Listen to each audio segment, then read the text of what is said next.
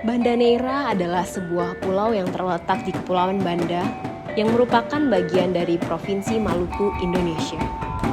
Banda Neira memiliki sejarah yang kaya, terutama terkait dengan perdagangan rempah-rempah, terutama pala dan cengkeh, yang sangat berharga pada masa lalu.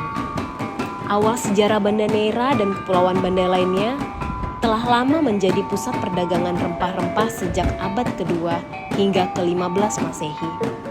Pedagang dari Tiongkok, India, dan Timur Tengah datang ke kepulauan ini untuk mendapatkan rempah-rempah yang sangat dihargai. Penjajahan Portugis dimulai pada abad ke-16. Bangsa Eropa mulai berkompetisi untuk menguasai perdagangan rempah-rempah. Portugis adalah salah satu bangsa pertama yang tiba di Kepulauan Banda pada tahun 1512.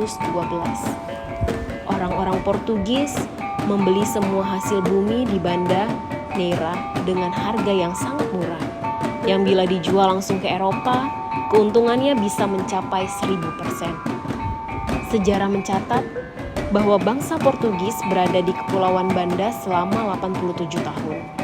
Namun, tidak hanya catatan soal mereka, tidak banyak, karena Portugis tidak menjadikan Banda Neira sebagai pusat aktivitas di Maluku.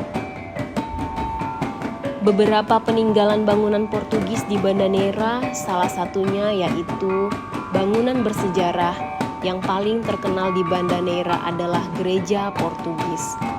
Gereja ini dikenal dengan nama Gereja Santa Maria atau Gereja Nossa Senhora da Anunciada, salah satu gereja tertua di Indonesia, dibangun oleh Portugis pada tahun 1562.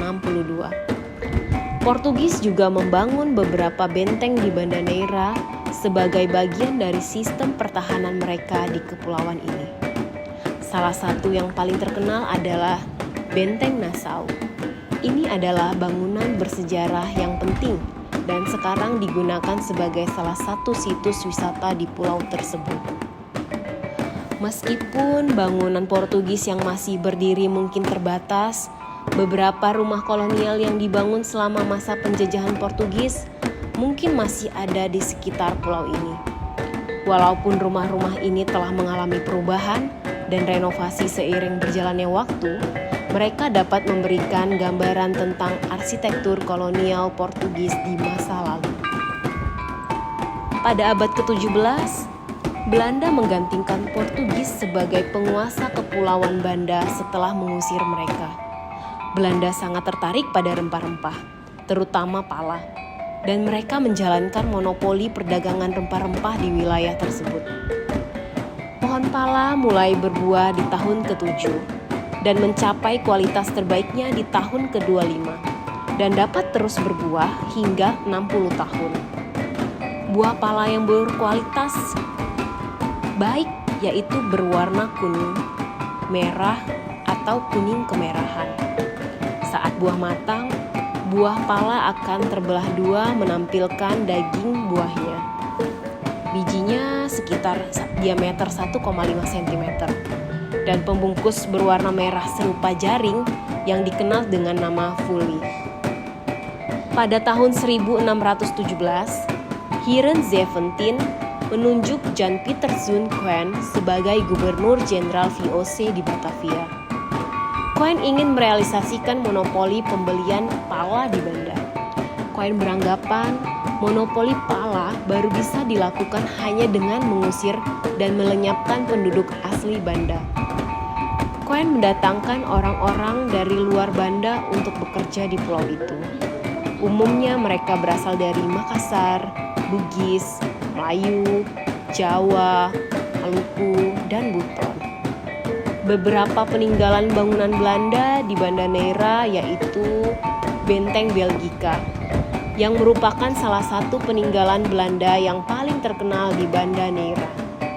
Benteng ini dibangun tahun 1611 sebagai bagian dari sistem pertahanan Belanda di kepulauan ini. Benteng ini memiliki pemandangan yang menakjubkan dari pelabuhan dan pulau sekitarnya dan sekarang digunakan sebagai tempat wisata. Pulau Banda Neira juga memiliki sejumlah rumah kolonial Belanda yang masih berdiri dan dihuni oleh penduduk lokal.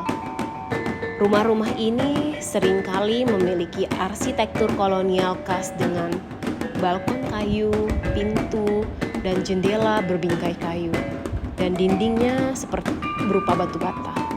Beberapa di antaranya telah diubah menjadi penginapan atau restoran bagi wisatawan. Selain benteng Belgika, ada sistem pertahanan dan bangunan fortifikasi lainnya yang juga dibangun oleh Belanda di Banda Neira. Ini mencakup tembok pertahanan, menara pengawas, dan bangunan-bangunan yang digunakan untuk keperluan militer. Pulau Banda Neira juga memiliki bangunan balai kota atau istana mini yang mungkin dibangun selama masa penjajahan Belanda. Bangunan ini biasanya merupakan pusat administrasi kolonial di pulau tersebut. Pada saat penjajahan Belanda, penduduk asli Banda diperbudak dan dipaksa untuk bekerja dalam kondisi yang sangat keras untuk menghasilkan pala. Pala menjadi sangat berharga dan Belanda menerapkan kontrol ketat atas produksi dan perdagangan rempah-rempah ini. Kondisi ini menyebabkan ketidakadilan dan penderitaan bagi penduduk asli Banda. Pada tahun 1621 sampai 1622, penduduk asli Banda melancarkan pemberontakan terhadap kebijakan penjajahan Belanda yang kejam. Meskipun pemberontakan ini akhirnya dipadamkan dan banyak penduduk asli yang tewas. Pada tahun 1667, Belanda dan Inggris menandatangani Perjanjian Breda yang mengalihkan kepemilikan Banda Neira dan beberapa pulau Banda lainnya dari Inggris ke Belanda. Dalam pertukaran tersebut, Inggris memperoleh New Amsterdam atau yang dikenal dengan New York dari Belanda. Setelah berakhirnya kekuasaan kolonial Belanda, Banda Neira dan kepulauan Banda lainnya menjadi bagian dari Indonesia yang merdeka pada tahun 1949. Banda Neira tetap menjadi destinasi wisata yang populer di Indonesia karena sejarahnya yang kaya dan keindahan alamnya. Begitu juga pala masih dihasilkan di Kepulauan Banda hingga saat ini. Dan pulau ini tetap menjadi bagian penting dari sejarah perdagangan rempah-rempah di dunia. Sejarah pala di Banda Neira mencerminkan kompleksitas hubungan antara bangsa Eropa dan penduduk asli serta pengaruh besar perdagangan rempah-rempah terhadap sejarah kepulauan tersebut. Salam PSIP. Kita pasti lebih baik. Pala Banda. Oke.